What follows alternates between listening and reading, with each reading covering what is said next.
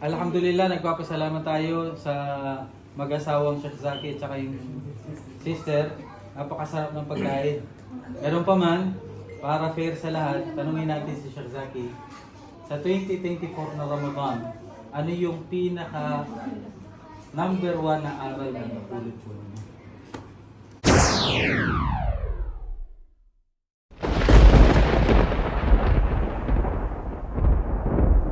Siguro yung laging handa.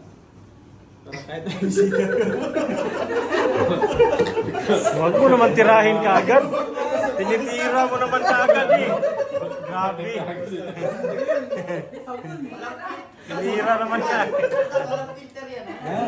Yan ang maganda. Mashallah.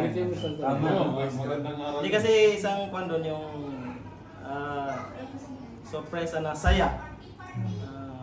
Nito, kita mo yung kapatiran na pupunta sa bahay mo. Sorpresa siya pero alhamdulillah. Iba yung saya na nararamdaman mo na ganito pala yung karaming kapatid. Tulad natin dito sa abroad, wala naman tayong ibang kapatid kundi yung kapatid natin Muslim. So alhamdulillah. Kung sa Pilipinas, nafe-feel talaga natin yung sinasabi ng Spirit of Ramadan, lalong-lalo na sa Eid, yung kasama mo yung pamilya mo na magsi-celebrate. So alhamdulillah dito, ganito, nafe-feel mo na parang sa Pilipinas ganun kasi kasama yung mga sa kumakairan sa pagbisita dito. Dapat laging handa. Hindi. Dagdag ko pa doon, dagdag ko sa sinabi niya kasi may mga times na sumusundo ako sa Raslapan. Sabi ko kay Shazaki, ikaw muna mag-lecture. Sabi niya, bakit ngayon ko lang nagsabi? Dapat laging handa. Dagdag ko doon. Dapat laging handa. Ha? Oh, meron yun. Side, ano? Okay. Chef Dawood, para fair po sa lahat. Habang nakikinig yung mga sisters natin at hindi sila maingay, no? Sa 2024 na Ramadan, ano po yung pinaka-the best na number 1 lesson na tutunan niyo po this year? 2 minutes. Bismillah, alhamdulillah, salatu wassalamu ala rasulillah wa ala alihi wa sahbihi wa ala.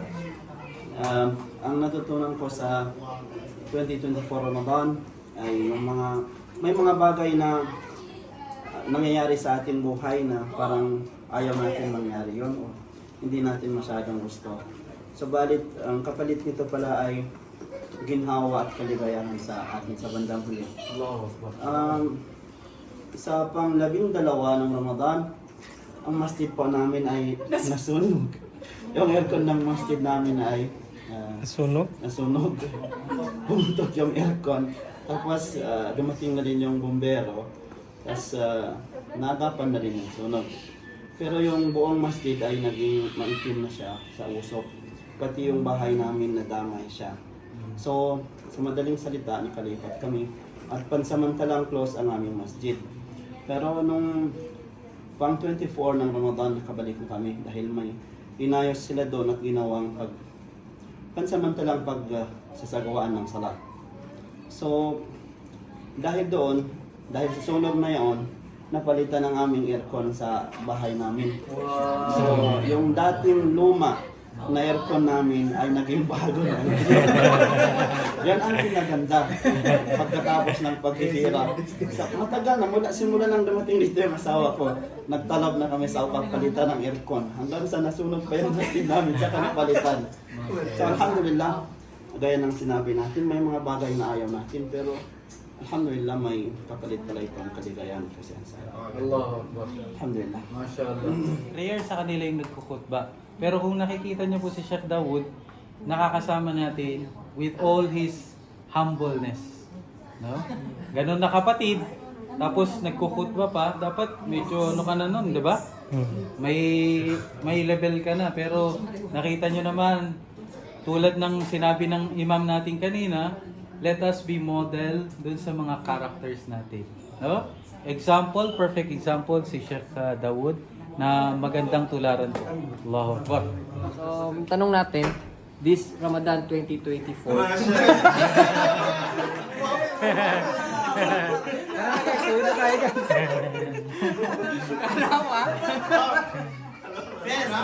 To be fair, ano yung lesson, number one lesson na Natutunan mo. natutunan mo for this Ramadan? Allahu Akbar. I love you guys. Bismillah. Yung pinaka, I think, tumama na lesson for this Ramadan 2024 sa akin, Proactive. ang never miss a chance to ask forgiveness. Be it sa iyong Panginoong Allah or sa kapwa mo. Hindi mo talaga alam. Anytime, anywhere, pwedeng mangyari na bawian ka ng buhay. Mas magandang sundin natin yung ayat ng Allah Subhanahu wa Ta'ala. Sabi niya sa banal na Quran, yung may mga dalisay na mga puso lamang. No? Ano yung ayat siya? Sa surat Syura daw. Sheikh Dawood. Para may participation, di ba? Sa Syura yung kay Dasat Ibrahim. Ila man atallah biqalbin salim. Okay. Illa man atallaha biqalbin salim. Ang tinatanggap lang talaga ng Allah Subhanahu wa Ta'ala ay yung may mga dalisay na mga puso. Para maging dalisay po yung mga puso natin, marunong po tayong humingi ng kapatawaran sa ating Panginoon, unang-una, sa ating mga magulang. Sabi ko nga, marami tayong pagkukulang sa ating mga magulang. Sa ating mga asawa.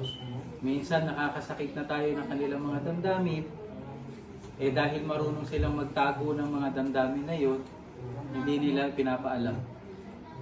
So, idaan natin sa sorry, sincere apology sa ating mga anak.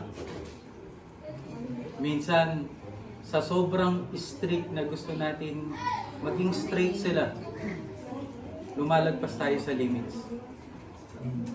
So, kinakailangan mag-sorry din tayo sa kanila, sa ating mga kaibigan, kapatid, kahit sino, na minsan yung mga salita natin hindi natin nakokontrol. Oh? So, I think yun yung pinaka-lesson para sa akin this 2024 Ramadan. Assalamualaikum.